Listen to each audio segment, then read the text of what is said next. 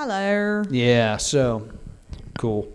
Yeah, I wasn't going to use the mics, but we'll use them because that kind gentleman asked us to. Lends us fake authority. Yes, exactly. Near you, they're pretty hot. Yeah, these are real hot mics, so I'm gonna keep mine pretty far away from my mouth. First lesson, be aware of that in a microphone. Oh yeah. 'Cause you don't want to be the person who's into a very sensitive or hot microphone, because then everyone in the room is kind of cringing. And it's not because of what you're saying, it's because it's very loud. Or if you're too quiet, I mean, that's just Yeah. getting a sense of very quickly Yes. figuring out the right Where it place should and be. Usually if you're not first, you can watch someone else have a problem, usually even the host. So this is meant to be very interactive. It's meant to be a workshop. So we're going to do a little bit of a writing exercise off the top, and then we'll get into the points on our broken PowerPoint. What's your name? Who are you? What? You never introduced who. You said Oh first yeah, time, we're but plus not- two comedy, but I never said our names. Yeah. My name's Noah Houlihan. My name is Laura Prince. I'm William. Yes, together we're plus two comedy. So this is what we're going to do. I'm going to start a sentence for you, and I'm going to give you guys 2 minutes or something to come up with the funniest ways to end the following sentence. Okay, here we go. Sex is like a pen because. Do your best to write the end of that sentence. Sex is like a pen because. Did I remember to bring a prize? I did. Okay. All right, I'll give you a few minutes and we're going to try to log into the internet again.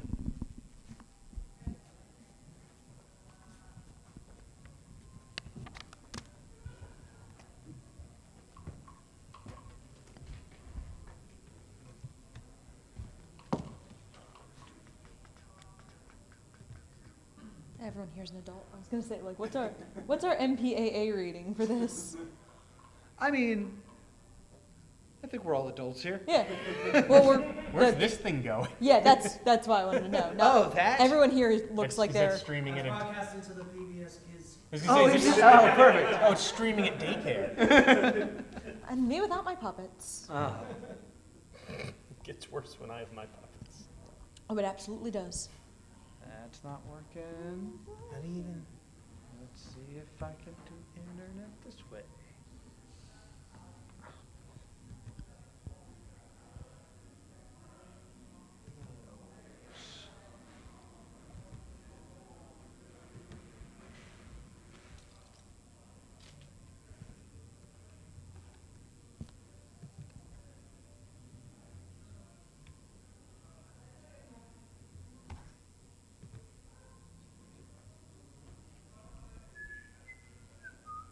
Not working. All right. We're gonna do this the old analog way. Yeah, doing this We should have downloaded it and put it on a jump stick. Yeah. His laptop won't run a floppy disk. Yeah, it's right here, the whole PowerPoint.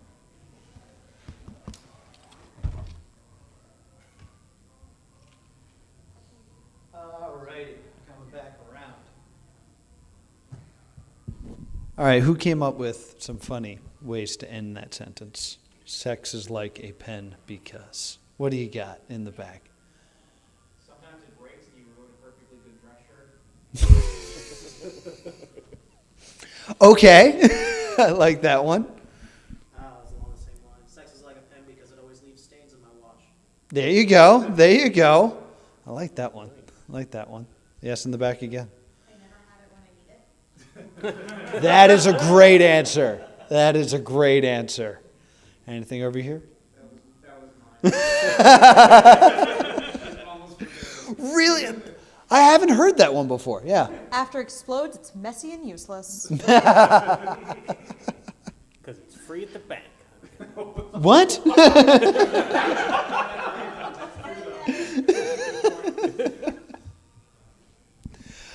Any more? Any more? Sex is like a pen because my friends always try to steal mine. Yeah.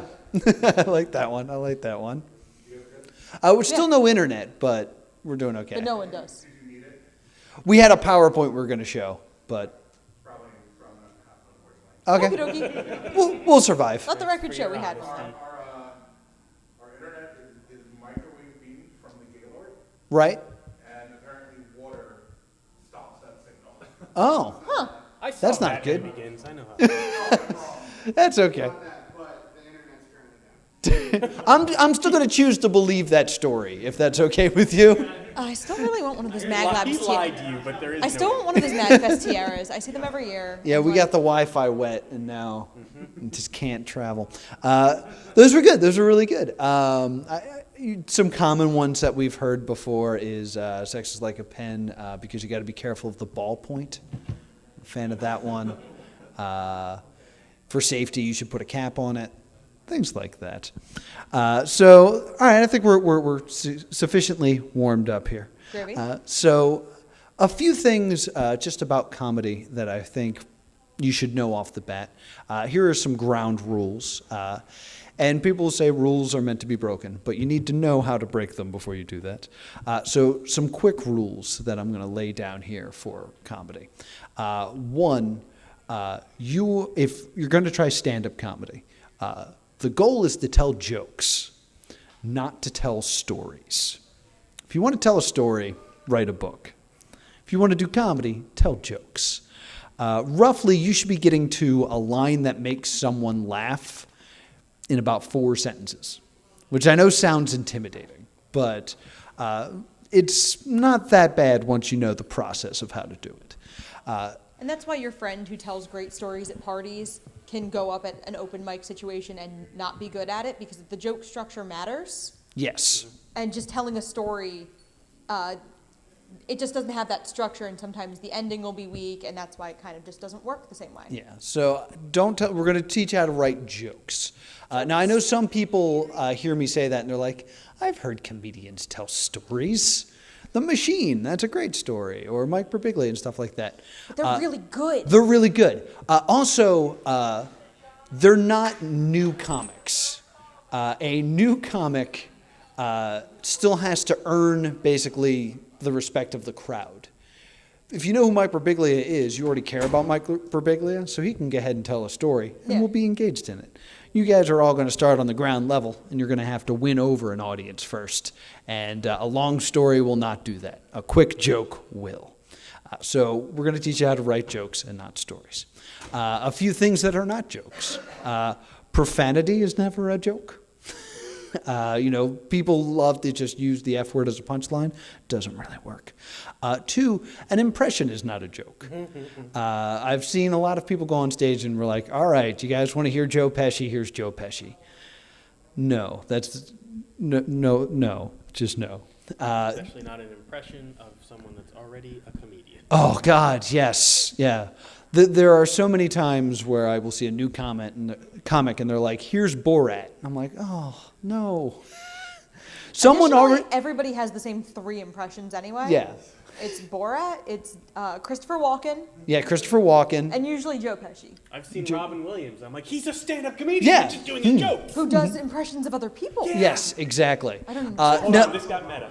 there's a lot of Obamas. There's a lot of Trumps. There was a lot of Cosbys, but I think we're done with Cosby. But there was a time. But impressions serve a purpose in comedy. I'm not saying you should never, ever do an impression. Just going up there and being like, for my first impression, that's not going to go well. So I'll explain how to use impressions in a little bit. I don't have the PowerPoint, so I'm trying to remember what my other rules are. When you are in a show setting, be mindful of the time allotted. For instance, for a given open mic, you might be given 4 or 5 minutes.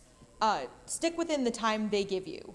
If you go over, they will probably not invite you back, or in an open mic situation, they'll push you to the end next Yes. time. Be very cruel. It's an etiquette thing. Yes. Another important thing about the way you format a joke is you should always format it that the thing you're talking about is wrong. It's like, oh yeah, they're wrong. That thing that we're all discussing, it's wrong. It's never, I'm right. I know everything. No one will like you. Right. Yeah, so it's okay to get into a room full of people and basically say, hey, you ever notice this is stupid? And everyone will be like, yes, I did notice this is stupid. This guy's hilarious. And then you're like, you know how you can fix this? And they'll be like, I don't think this guy knows anything. So that's always the way to attack it. It's they're wrong. It's never I'm right. And a real big one is don't borrow jokes. Yeah. Yes. You said steal weird. Yeah. Don't steal jokes. When I got the notes, it was borrow in quotes. So Yeah, it was on funny. the PowerPoint it says borrow, but it's in quotes. borrow because jokes. it's stealing. Yes. I know I do this all the time where I will sit down and watch a comedian and he'll start like a setup and I'll be like, oh, I have an idea for a punchline. And then he'll do that punchline and I'll be like, I thought of that. You can't do that. You can't do that. So, we want everything to be original. The old, well, no one else has heard this will never work. And like parallel thinking is what you're talking about, where you come up with an idea and it's the same idea, but if someone more famous is doing it, It's theirs now. It's theirs, yeah. Yeah. They did it on TV. They've won. I had to cut a joke because Eliza Schlesinger was doing something really similar when she was like, gather around the Snapchat. I was like, oh, that was a thing I was doing. Yeah. Now it's not. Yeah. Christian Finnegan has a joke about, this was a few years ago, where it's like you can play Xbox and you can play PlayStation, but if you're one of those stupid Wii people, I was like, ooh, I say something very similar to that. All that material's gone now. When you're starting out, you might think, hey, no one will notice and things like that. As I've been doing this, I find that the worst feeling is having the crowd think, I've heard this before. That's the worst. So even if there's like the minute threat that someone will be like, he ripped this off, it's gone from my set. I get rid of it. So let's talk about how to write a joke. I recommend you guys write this down or put it in your phone. These are the basic steps on how to write a joke. It is your attitude, your topic, your premise, your act out, your mix, and then your act out again. I'm going to say that again because you guys are writing like good students. It's your attitude, your topic, your premise, your act out, your mix, and then your act out. Act out is in there twice. I'm not We're really just being glad that dumb. you're writing all these terms that we haven't defined for you down. That's good. Yeah, it's going to make sense in a little bit. Let's start with your attitude. Your attitude is how you feel about something. It's the energy that you're giving towards something. And there's usually 5. Yes, there are 5 attitudes that we use in comedy. These are the 5 attitudes that work. You can think something is weird, stupid, make you angry, scary, or hard, as in difficult. Say those again since you guys are writing it down. Stupid, weird, angry, scary, and hard. Those are your attitudes. They're also the rejected Spice Girls. Yes. No, Scary's in there, man. Scary's it? Yeah. Yeah, well, she was the original one who put the band together. Yeah. I miss weird stuff. I'm Hard Spice. What? So now there's, of course, many other different attitudes. You can love something. You can feel sad about something. You can think something is interesting.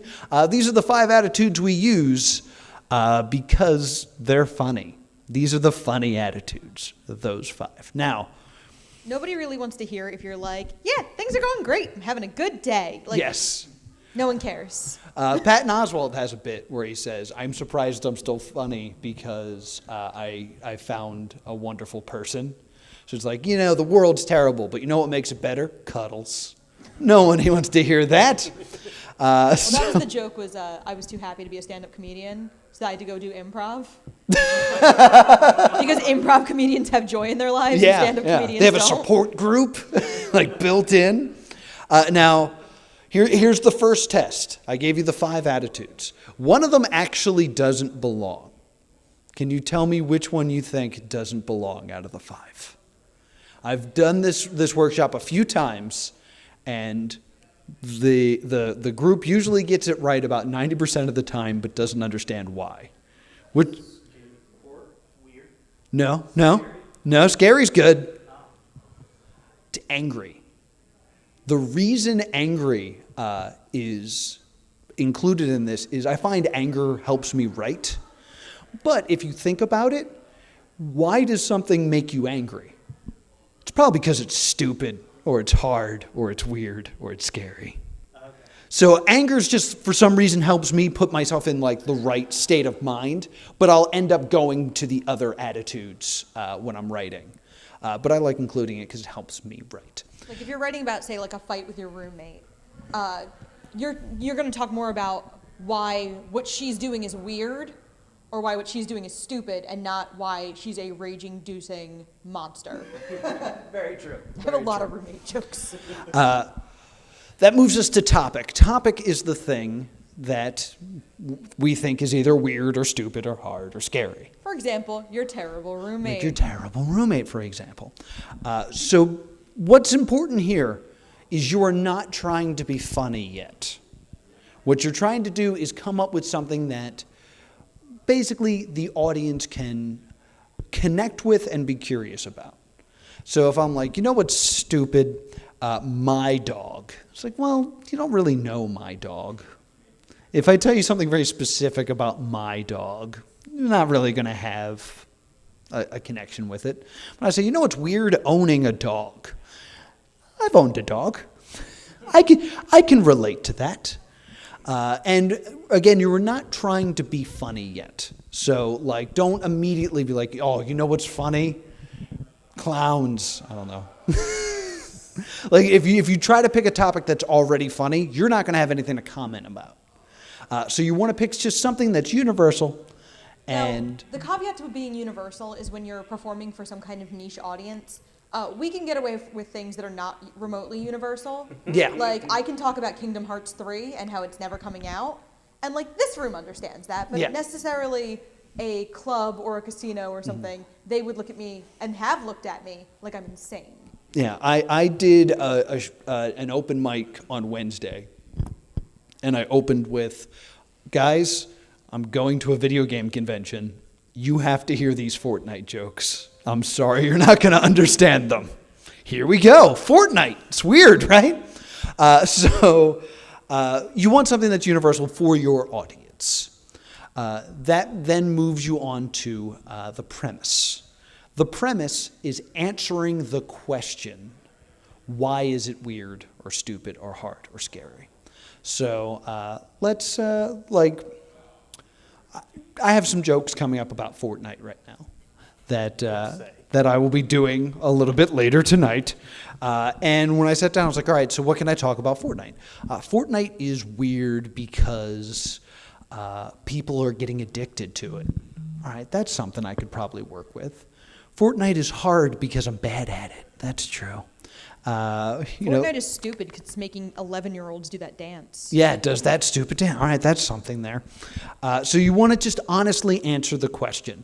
You're not trying to be funny. You just want your audience to go, okay. That is the goal of the attitude topic premise, is to make the room full of people go, I understand what you're talking about. The first 3 steps are just taking everybody on that journey with you. Yes. People want to say, what's weird about the PlayStation? Makes you fart. Well, that's not true. You're just trying to be funny. I don't believe this person.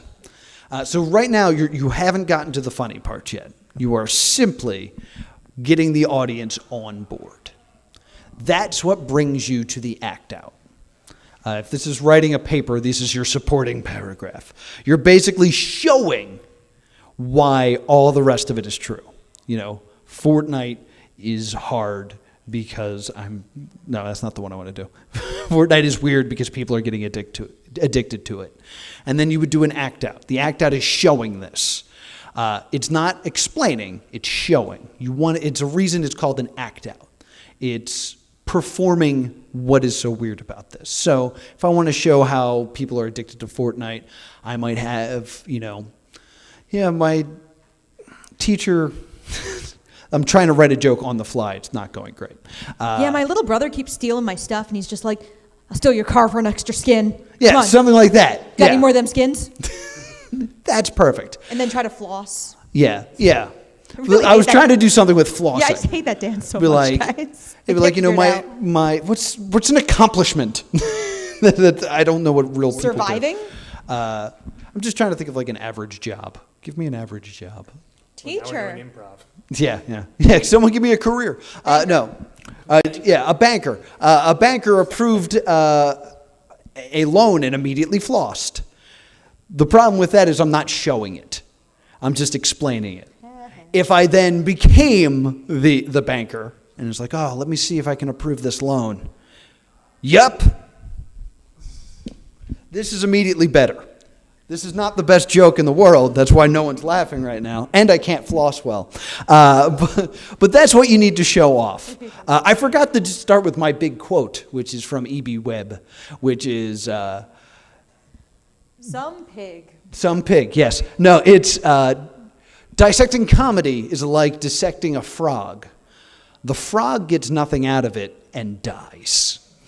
So when dissecting comedy, we kind of kill the humor. Yeah. But, we figure out how Stop trying stuff to works. Excuse that bad joke you just wrote. Yeah. Dance monkey. Act out. That is your basic premise for a joke. What's important is the act out is kind of hard to define. You're going to have a hard time writing that down on a piece of paper because it's going to involve you doing something. This is where you could do an impression. But it can't just be, hey, here's Obama. I'm bank manager Obama. Yeah, exactly. It would your premise would have to be something like, isn't it weird how great Obama's voice is? I bet he'd be a great rapper. And then if you did a rap as Obama, oh my God, that would be a great joke. like I can't do Robert I can't do an Obama impression or rap, so that's not a joke I'll be doing. And this is where an improv skill would come in, because this is where a character that you would create would come into play, because you're going to create this character of the flossing, Fortnite addicted banker, and then it's kind of like, well, what's this person like? Yes. A few helpful things that I can give you when it comes to a strong act out is the rule of three. 3 examples, for some reason, just works best, especially if you can make 2 of them similar and 1 of them different. And it's like, it's weird that there's 3 things we don't understand. We don't understand how the universe was created, how the universe will end, and women. Not the best joke. You're a mystery. But We just want pockets and bodily autonomy. We're not asking for a lot. You're right, Noah. There's no understanding. Only someone could explain it. if you had a 3rd example, that'd be a great joke. There are 3 things we don't understand: how the universe was created, what happens when we die, and what's going to happen to Noah after this panel. Ooh, I bet she knows. So the rule of 3 is a great tool, having 3 examples, making sure your 3rd one is your big punch. Time for the other pop quiz. Which of the following words is funnier? Underwear or underpants? Underpants. Everybody in agreement? Underpants? Why? Because we commonly use underwear. A lot of people say that. They think that it's a sillier word because we don't use it as much. It's actually, if we're going to get into the science of comedy, the stop plosive sound is a funnier noise. So underwear only has that D sound, underwear. Underpants has the D, the P, and the T, which makes it funnier. I know, it sounds insane. But there's a reason that all of our curse words have stop plosives in it, because it just feels better. True. So one thing that I will do is I'll try to use my setup. We'll have a lot of gliding letters, a lot of M's and N's and S's, and a lot of my punchlines will have those stop plosives. I know it sounds crazy. This isn't my joke, it's a friend of mine. A friend of mine has a joke about how his sister was, for no reason, trying to figure out how many pennies she could fit in her mouth. And why would you do that? Worst case scenario is you die doing the stupidest thing ever. The best case scenario is you successfully get $1.02 into your mouth and your mouth tastes like copper. Not the best joke.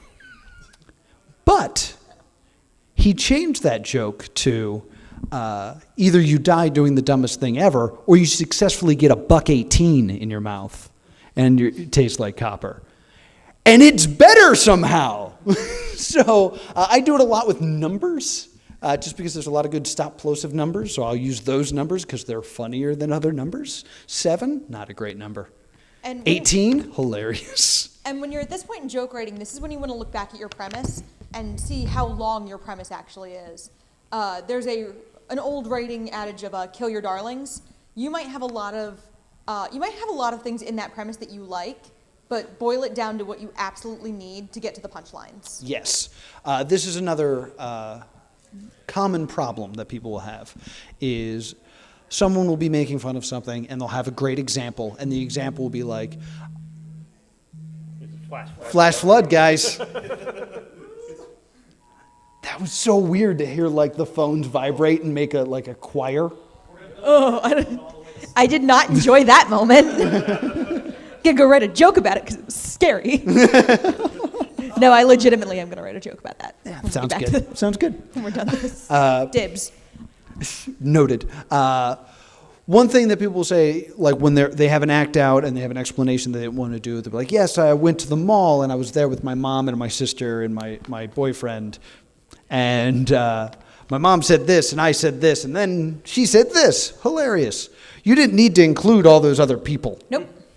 And so just boil it down to the essentials for what you need to get your joke across. Every roommate I've ever had is boiled down to one awful person. This is true. This is true. She's made a Frankenstein's monster of roommate. I mean, and that's a common trend you see in stand-up now. They're even eliminating like the dumb premise of like, I was doing a thing the other day, because a lot of people are now like, I was at a bar for this next joke.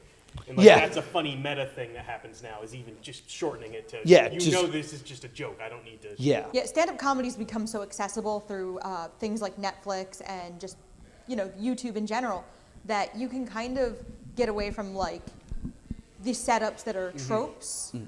Because everyone knows that like, no, you weren't in a bar the other day. The other day can be anything from an hour ago to when you were 16.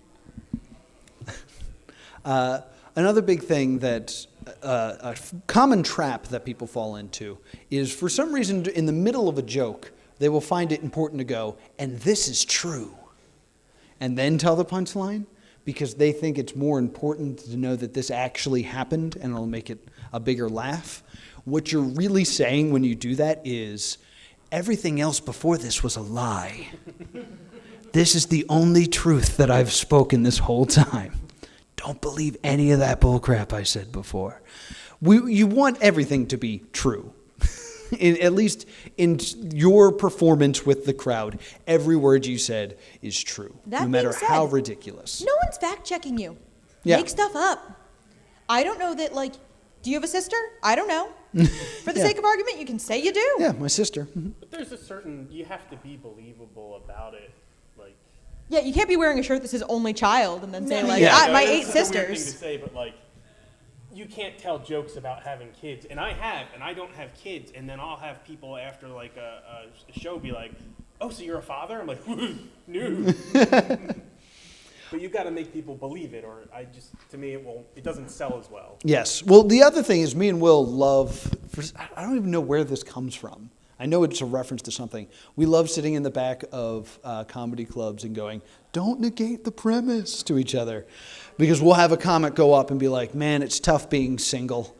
So I'm married, so I'm gay. It's like, whoa, what happened there? There was a full lifetime in that 5 minutes of joke. So keeping a consistency to your character is very important. Within your set, like for 5 minutes, be one person. Yeah, exactly. Like if you're, say you tell jokes on Friday night in front of one crowd about being single, you can tell jokes about being in a relationship on Saturday to another crowd. Yeah. That's fine. Just keep the set consistent. Be consistent for that one time. Or like Ron White does. He has a whole thing about his wife, and then at the end of it goes, we're divorced. I just wanted to get those jokes out of the way. It's like, well, now you can do the divorced material. It makes sense. Because I had a terrible set once. It was like right after I'd broken up with a girlfriend. And a lot of material was about her before we broke up. And then I had new stuff about her now that we were broke up because I was allowed to say things I wasn't before. And the whole time I just like ping-ponged between me and my girlfriend, me and my ex, that nobody got anything. So you want to, keep that through line that this way people are always on board with you. That's a phrase you'll hear me say a lot. I've already said it a bunch. You want the audience to be on board with what you're saying. That brings us to the mix. We spent a lot of time on the act out is your punch, though. Yeah. Like, we spent a lot of time with it for a reason. It's the funny part of the joke. Yes. When you discover what your punchline is and things like that, you may realize that you used the wrong attitude. You might need to go back and be like, this is really about how this is stupid, not how it's about how it's scary. Let's change some things here. Because it still does need to make sense. But your mix is your if-then. Apply the logic of your premise to something else, usually something a little more extreme. Yes. But it's in this world with this logic. If this is true, then go forth with this. Yes. So a mix is not needed. It's not an important part, or it's not, I don't want to say it's not important. It's not required because you already have a joke.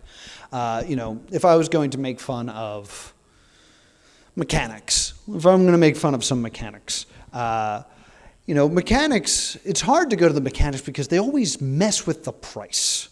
Notice this, they've always messed with the price. And I don't know anything about cars, so they can say whatever they want to me, and I will believe them. It's like, yeah, I know you came in here for brakes, but your flex capacitor's all messed up. That's going to be another $100. Your hover drive is like 3 years old. You got to get that changed. And I'll just be like, yeah, okay, here's another $1,000. That's the full joke. No other profession could get away with that.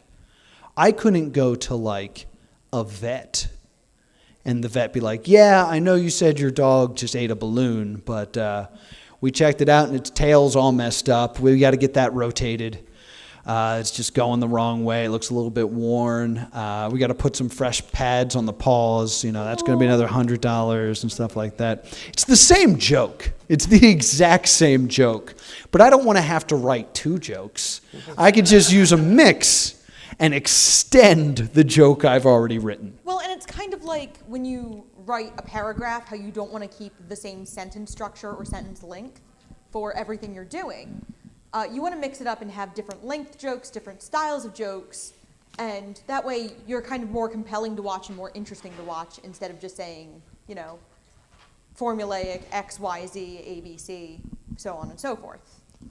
So if you want to write some comedy, and some people walked in, so I'll restate this. There is an open mic that we are hosting at 11 o'clock. I don't know if it's in this room. It's in panel 1. It's in panel 1, which has a stage. Ooh. So if you want to come and do comedy with us, by all means, here are the tools to write comedy. If you're starting out with nothing, here's a few ways that I like to write. One is I will pick a topic that I want to write about. I tried to sit down and write something about Fortnite, and I just listed. It's like, okay, what's stupid about it? I just wrote them down. All right, what's weird about it? What makes me angry? I just wrote all those down. And, from there, I have my attitude and my topic, and then tried to write the premise from there, and then tried to get something funny. The other way to do that is write those 5 attitudes down and make a chart. Scary, hard, weird, angry, the other one. Stupid, thank you. Someone wrote it down. Yes. Put those at the top and then just go down. Okay, what are some things that I think are hard? It's like trying new foods. I think that's pretty difficult. Staying organized. I have a problem with that. All right, well, what am I afraid of?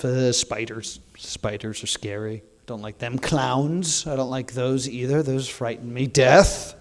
That's pretty bad. And then right then you'll have a list of attitudes and topics that you can then try to bring into a premise and bring into an act out and form a joke. There's also a much less academic way to do it, and that's have like a recorder or a notebook, and when something comes to mind, write it down. You can refine it later, just kind of sketch out the idea you have. I keep a recorder in my car, because I have the habit of I talk to myself. I was an only child. I grew up like alone. I talk to myself a great deal. So in the car, I'll push the record button and then just talk until something sounds right, and then I'll talk through it. And then by the time I get home, I usually have a couple of jokes, or I talk to someone who is not listening. Like when you're on the phone with someone and you know they're doing 8 other things, that's a good time to try out material, because if they start paying attention, good. Yeah, it means you got 'em. Or you've insulted them. Yes.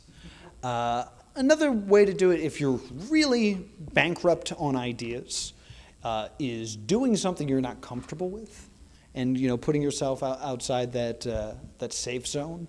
I went to Ozfest. I had no business being at Ozfest.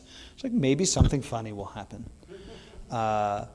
Years ago, I had a show that I had not written any new material for, but I had to do 15 minutes on sex. And I was like, well, I have nothing new. I got to come up with something quick. So I applied for a porn website. I sent them an application. And I was just like, let's see what happens. Let's roll these dice. Oh, they accepted me. Well, that was unexpected. All right. So I got a few minutes out of that. So putting yourself in a state of mind where you're viewing something you're not used to viewing will definitely get those gears moving. What are some questions you should ask yourself while writing? Yes, because a few issues people come up with a lot is how much time do I need? For the most part, no one will be upset if you go under.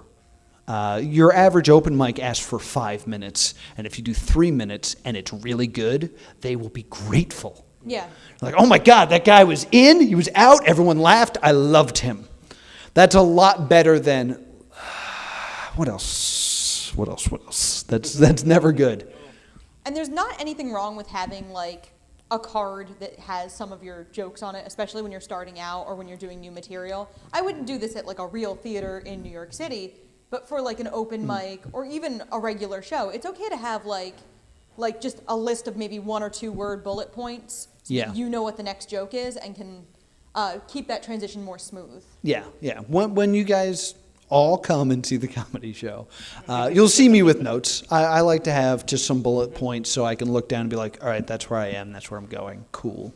I write out my whole joke and then go wildly off script mid-joke. Yeah, that's another fun way to go. This way you can at least be like, I'm lost. There's a place I can go. So don't worry about length. He still rocks a notebook on his stool. You can Yeah. see it in his specials. Janine Garofalo's another one that likes the notebook. What do you think about doing current events? Current events.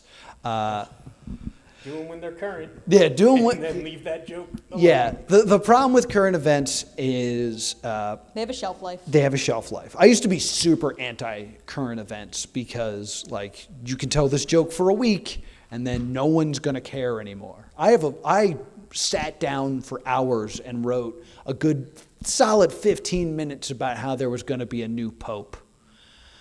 Can't do any of that material anymore. No, they're all pretty old. You get to refresh Yeah, them every they'd once all in a get to while. dust those off every now and then. Like, yes, finally. Every time you go to an open mic around the Olympics, everybody kind of dusts off their old Olympics The stuff. Olympics jokes, Just yeah. For a month, they can do this like 8 to 12-year-old material that they've been Yep. working on forever. Yes. I have the 5 minutes on Shark Week that comes out once a year. Shark Week, here we go, baby. Elections, Halloween. Yeah, Halloween's another big one.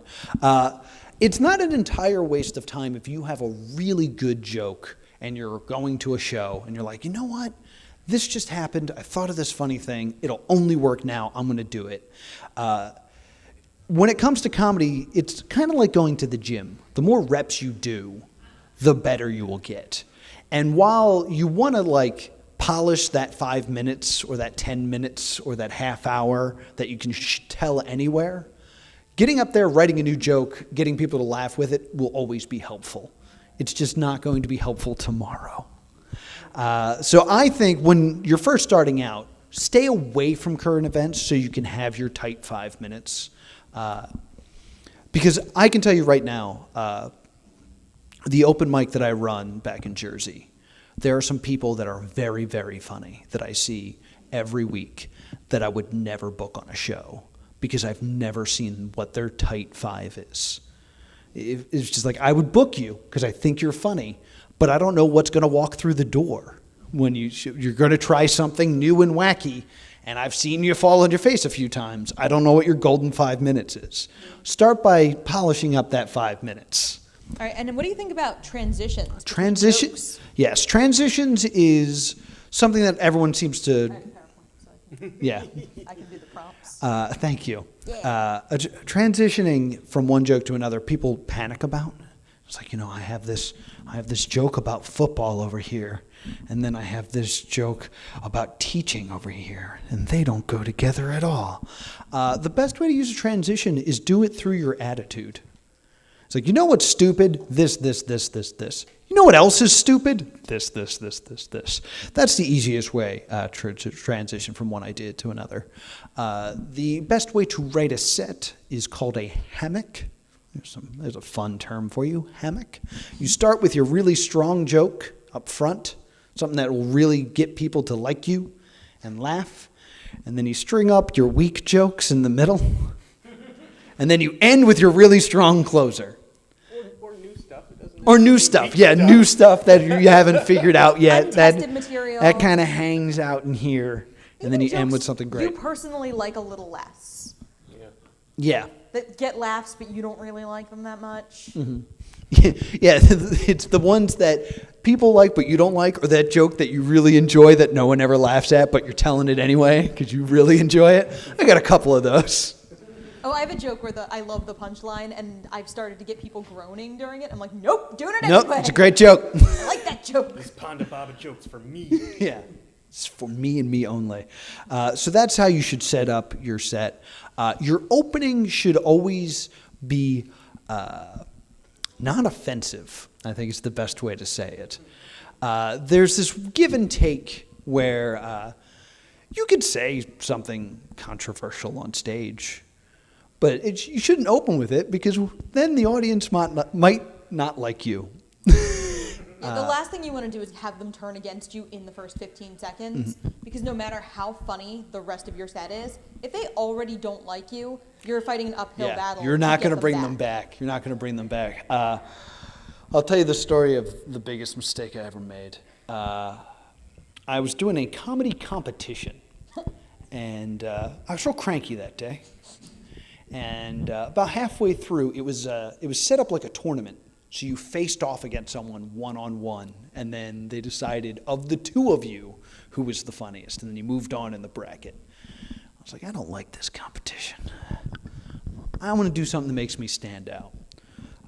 So I do this character called Bad Open Mic Comic, and he just tells really bad offensive jokes. That's all he really does. And the joke is kind of like, some comics don't understand how to tell jokes. So I'm just going to do comedy wrong in front of you.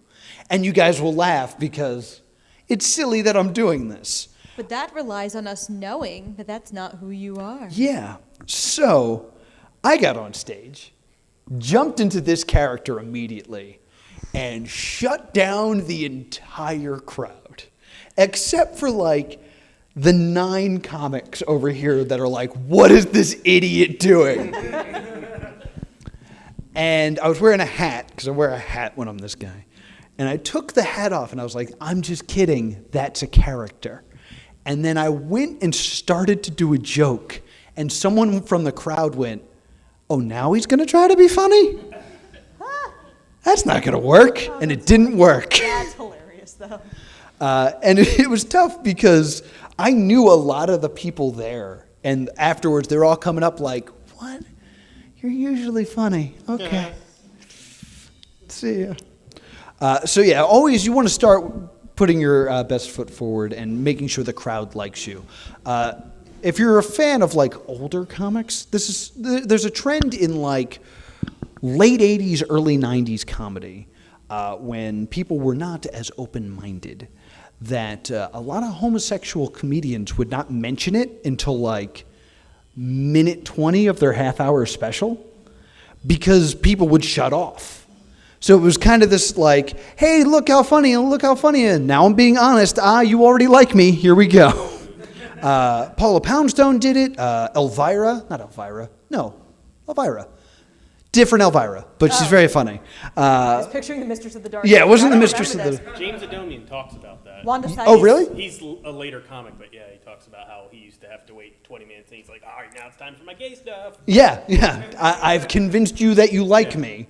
And it's unfortunate that, like, at that time, you couldn't open with that, because it was probably the stronger material. Or still at this time in some places. Yeah, That's oh, what he yeah. talks about in Florida. Yeah. He's like, I can't.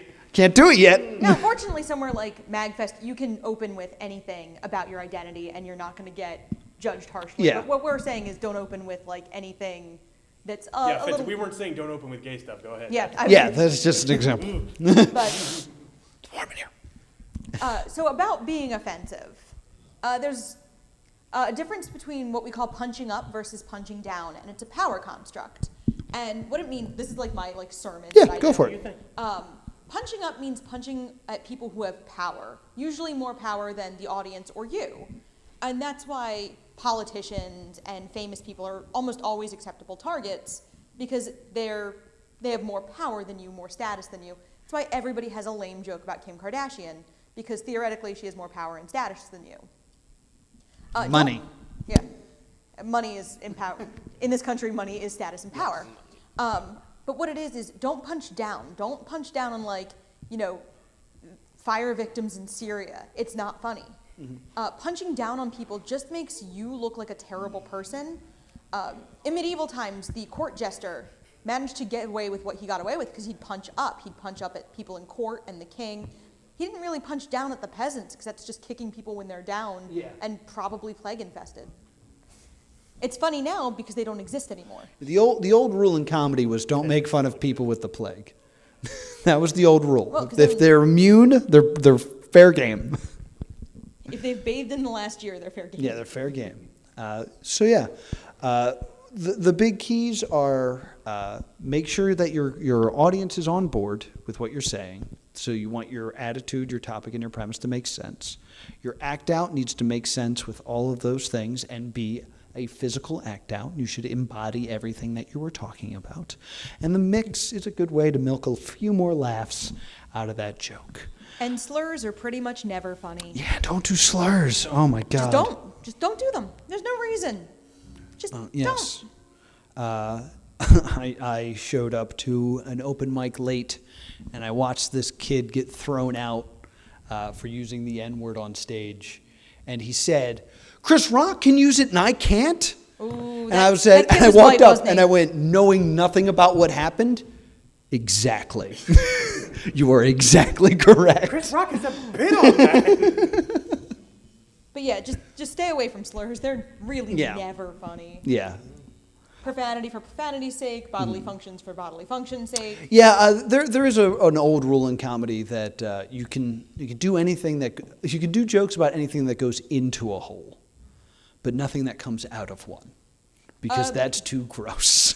That being said, not rape jokes. It is Right. Yeah. There's a lot of controversy surrounding what can and can be said about subject matter such as rape. And again, that's the punching up versus punching down.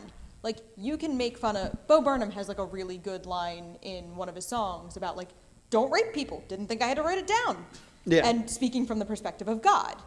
And that's funny because that's punching at rapists, not rape victims. Never punch at the victim of a crime or a tragedy or anything like that, because it's just mean and it's not going to work for making you likable to the audience or making you even marketable as a comic.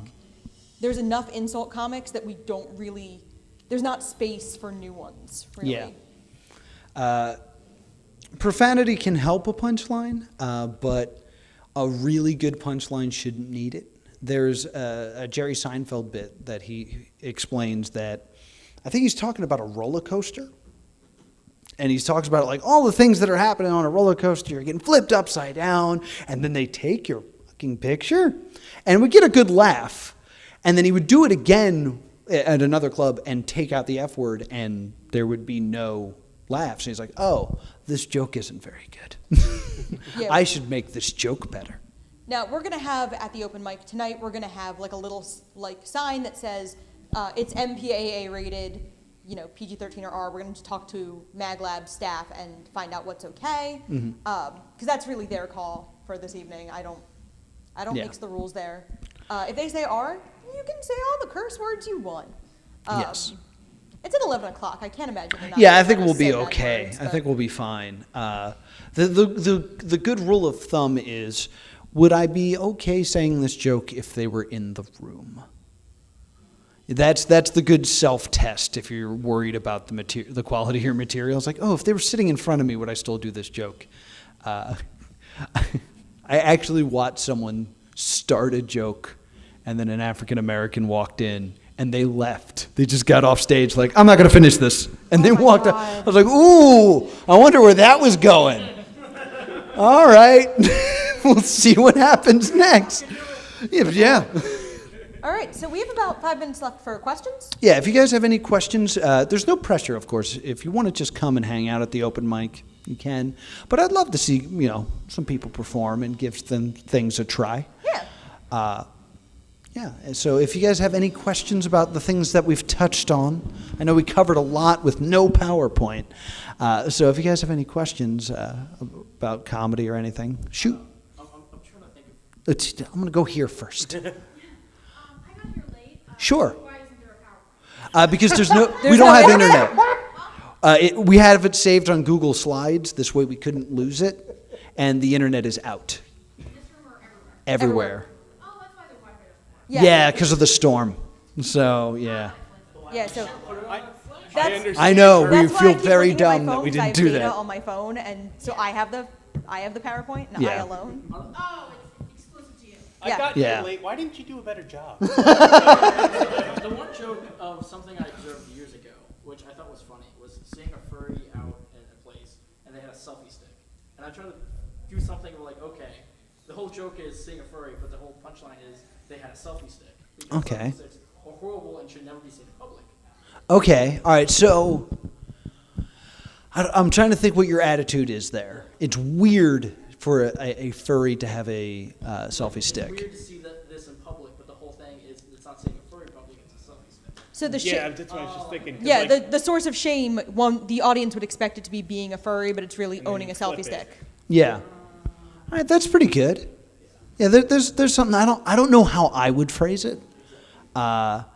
It's a tough one just because the average crowd and their furry knowledge is usually quite low, and that's a lot to teach them in a few minutes. yeah, well, yeah. I guess if you're talking, but if you're at like a convention, that's not something you Yeah. have to. Yeah, but if you're here, it'd be fine. I tried to tell a Transformers fan fiction joke at a casino in front of like some senior citizens, and like the number of steps I had to explain, the joke stopped being funny because I had to be like, okay, so here's what Transformers are, here's what fan fiction is, and then here's my actual joke. Is it better just to say they were dressed as like a fox or something?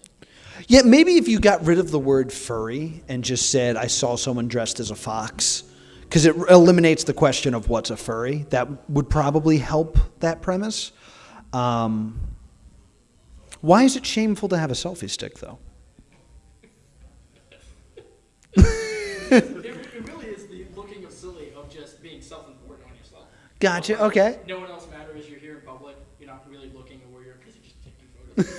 I just found it funny. It's like the whole point of taking selfies is to make a duck face, and you can't do that in person. That's kind of a good line. What? Yeah, yeah. Then you're a feather. Feather. Oh, you're a fuzzy flappy. A flappy, one of those flaps. Flap, flap, flap. And that's our show. And that's our show. Any other questions? Okay. So we're doing an open mic at 11. Yeah, feel free in panel 1. Come and try some comedy if you got some time to kind of sit down and write. We're giving you the tools. Give it a shot. No pressure on time. If you have 2 minutes, come do 2 minutes. It'll be fine. Because if you don't show up, we have to fill the whole hour, and that's going to be hard. So we have another hour tomorrow. Yeah, and then tomorrow we have an hour show. We are doing our game show as well, Game the Gamer, at What time's the game? The Gamer. 8 o'clock. 8 o'clock. It's Also in panel 1. Oh, it is cool. It is a game that is similar but legally distinct from Cutthroat Kitchen, where you can win actual. No, you can't win actual. You win M points. actual M points by playing video games and being cutthroat. So be sure to check that out. Also, we will be doing because that's going to be teams. We're going to do teams of 2 tonight at 8. Tomorrow we're going to be doing single player. And then on Sunday, we will be doing our new game show, which is called Geek Out, which is a game of geek trivia and debate. It is gaming focused because we are at MAGLabs. Yes, and, of course. That's at 2:45 p.m. in And that's panel going to be at 1. 2:45. Yes. That is on Sunday, yeah. I have no idea what I'm doing because I'm new to this and I don't know when it ends. It's all a blur. It's fine. All right. Guys, thank you so much for coming. If you guys have any questions, feel free to run up and ask us.